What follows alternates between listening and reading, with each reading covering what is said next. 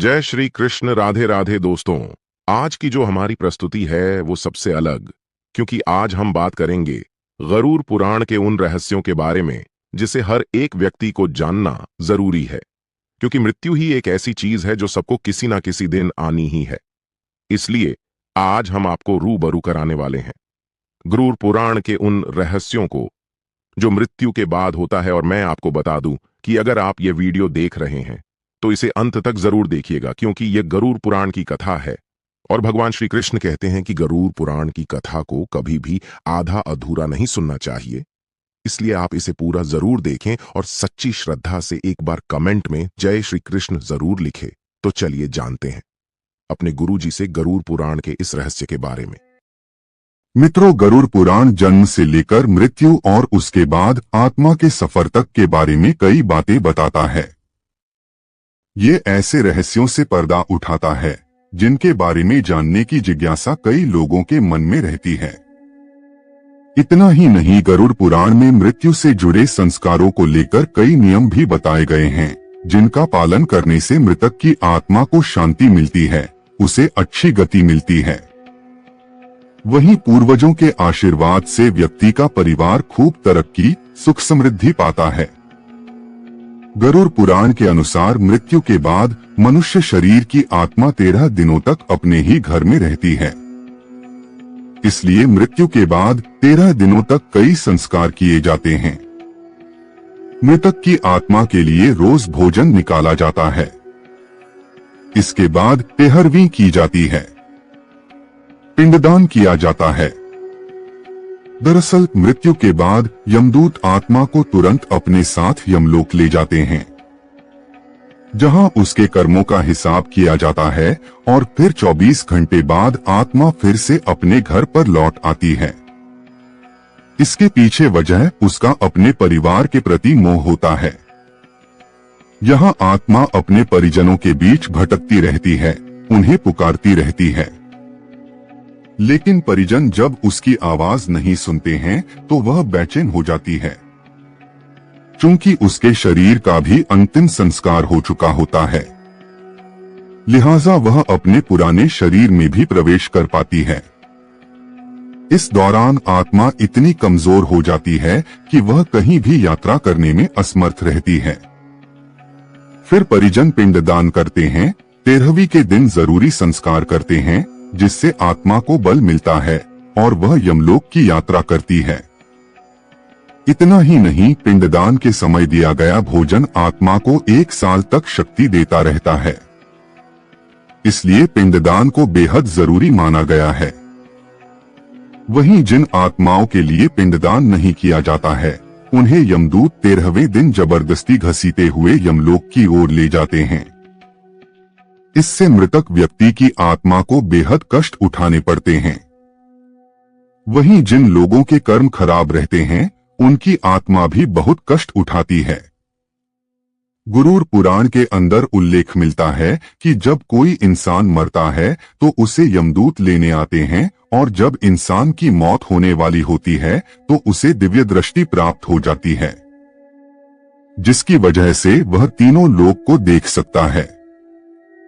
गरुड़ पुराण के प्रथम अध्याय के अंदर उल्लेख मिलता है कि जब यमदूत मरने वाले इंसान के निकट आते हैं तो उसके बाद उस इंसान की इंद्रियां विकल हो जाती हैं और यमदूत उसके शरीर से प्राण निकाल लेते हैं।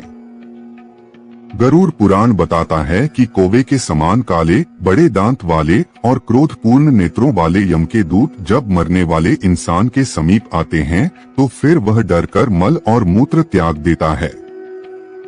संसार में वासना के मोह के अंदर फंसा व्यक्ति शरीर को छोड़ना नहीं चाहता है, लेकिन यमदूत उसे पकड़कर जबरदस्ती शरीर से बाहर निकालते हैं। अपने भौतिक शरीर को छोड़कर हाय हाय करता हुआ वह प्राणी यमदूतों के द्वारा पकड़कर खींचा जाता है, और यमदूत उसे नरक के अंदर जी जाने वाली यातनाओं के बारे में बताते हैं। दोस्तों, गरुड़ पुराण कहता है कि जब इंसान खत्म होता है तो उसके शरीर से आत्मा निकल जाती है और उसके बाद वह अपने शरीर को नीचे पड़े हुए देख सकती है। बहुत सी आत्माओं को अपने शरीर से मोह होता है तो वे वापस शरीर के अंदर प्रवेश करने की कोशिश करती हैं, लेकिन वह इसके अंदर सफल नहीं हो सकती है। उसके बाद माया मोह से बंधी हुई वह आत्मा जोर जोर से रोने बिलखने लग जाती है। गरुड़ पुराण यह कहता है कि कर्मफल का नाश सैकड़ों वर्ष बीत जाने के बाद भी नहीं होता है। यदि आत्मा को पिंडदान नहीं किया जाएगा तो उसका प्रेत शरीर कैसे बनेगा, और शरीर ही नहीं बनेगा तो वह कर्मफल कैसे भोगेगा, और जब कर्मफल ही नहीं भोग पाएगा तो उसको मनुष्य जीवन नहीं मिल पाएगा और दुखी होकर इस संसार में भटकता फिरेगा। कहने का मतलब है कि मरने के बाद 12 दिन प्रेत घर में रहता है और उसके बाद उसे एक टेम्परेरी शरीर प्राप्त हो जाता है। फिर उस शरीर को लेकर वह 13वें दिन यम मार्ग के अंदर चलता है, और यदि उस जीव ने अच्छे कर्म किए हैं तो वह आसानी से यम मार्ग को पार कर सकता है। लेकिन यदि उसने अच्छे कर्म नहीं किए तो यम मार्ग में उसे बहुत पीड़ा का सामना करना पड़ता है। पहले दिन जो पिंडदान होता है उससे सिर बनता है, और दूसरे पिंडदान से गर्दन और कंधे, तीसरे पिंडदान से हट बनता है, चौथे पिंडदान से पीठ, पांचवें से नाभि, छठे और सातवें से कटी और गुहा पैदा होते हैं, आठवें से जांघें और 9वें से पैर बनते हैं। इन सब के अलावा 10वें पिंडदान से प्रेत की भूख और प्यास दोनों जाग जाती हैं। उसके बाद प्रेत 11वें और 12वें पिंडदान से भोजन करता है और 13वें दिन घर से यमदूतों के साथ चल पड़ता है। यमपुरी को जाने के लिए आत्मा को रास्ते के अंदर आने वाले 16 पुरों को पार करना पड़ता है।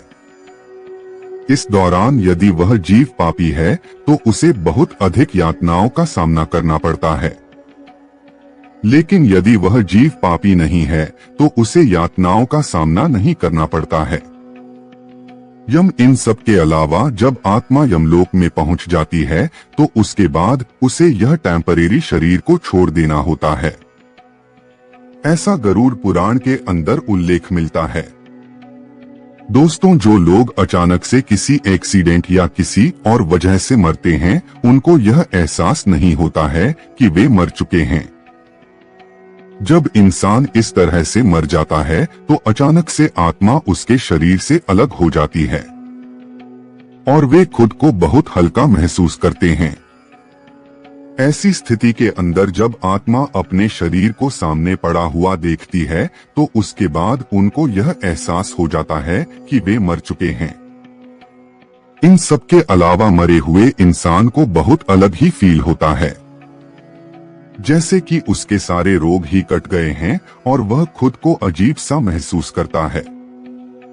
दोस्तों, यह तो आप जान ही चुके हैं कि मरने के बाद आत्मा 12 दिन तक घर में रहती है, लेकिन क्या आपको पता है कि कुछ पापी आत्माएं इन 12 दिन के अंदर ही अपने घर वालों को परेशान करने लग जाती हैं। हमारी नानी बताती है कि उनके यहाँ पर एक व्यक्ति की मौत हुई थी। मौत के 3 दिन बाद ही वह इंसान प्रेत बन गया और घर के लोगों को परेशान करने लगा। दोस्तों, उसके बाद घर वालों ने जैसे तैसे 12 दिन बिताए और फिर उस आत्मा को किसी तांत्रिक को बुलाकर जब्त करवाया। हालांकि सारे लोग एक जैसे नहीं होते हैं। कुछ लोग घोर पापी होते हैं और इसी वजह से वे मरने के बाद प्रेत बन जाते हैं। दोस्तों, जैसा कि गरुड़ पुराण के अंदर लिखा हुआ है कि किसी इंसान के मरने के बाद रोना नहीं चाहिए। रोने की वजह से आत्मा को भी कष्ट पहुंचता है। जब आत्मा अपने परिजनों के रोने को सुनती है तो उसे भी बहुत अधिक दुख होता है।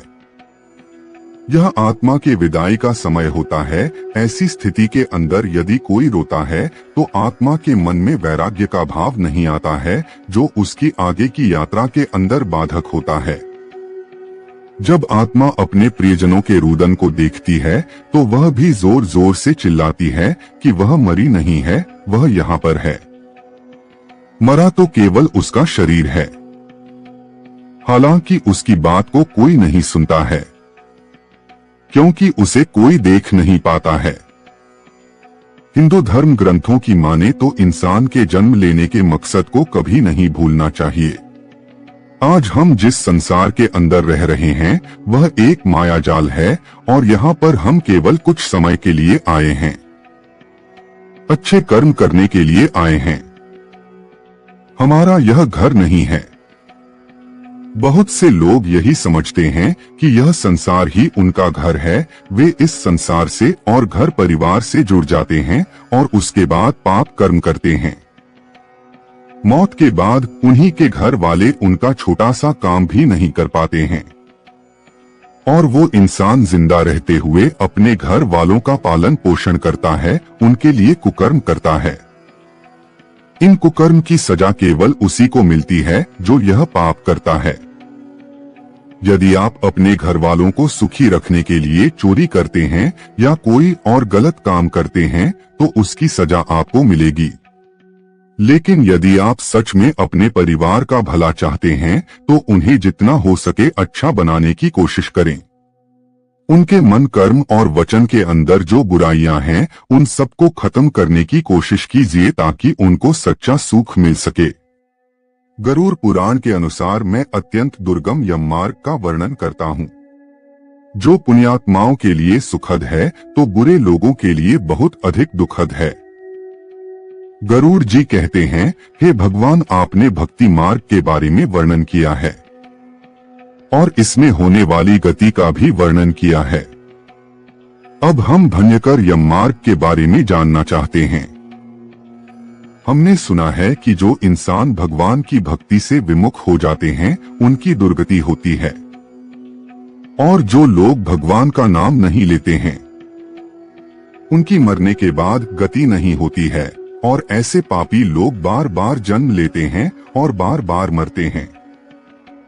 हे भगवान, यम मार्ग में जो दुख प्राप्त होते हैं आप उनके बारे में हमसे कहें। उसके बाद भगवान कहते हैं कि हे मुनिवर सुनो, मैं अब यम मार्ग के बारे में वर्णन करता हूँ जिसमें पापी लोग अथाह पीड़ा भोगते हैं और यह सुनना भी बहुत भयावह है। जो प्राणी सदा पाप कर्म करते हैं, दया और धर्म का उनको कोई मतलब नहीं होता, दुष्ट लोगों की संगति में रहते हैं, सत्शास्त्र और सत्संग से विमुख हैं, धन और मान से चूर हैं, असुरी ताकतों को प्राप्त हैं, जिनका चित्त विषयों में अटा हुआ है, जो मोह जाल के अंदर फंसे हुए हैं और कामनाओं को भोगने में लगे हैं, ऐसे व्यक्ति नरक के अंदर गिरते हैं।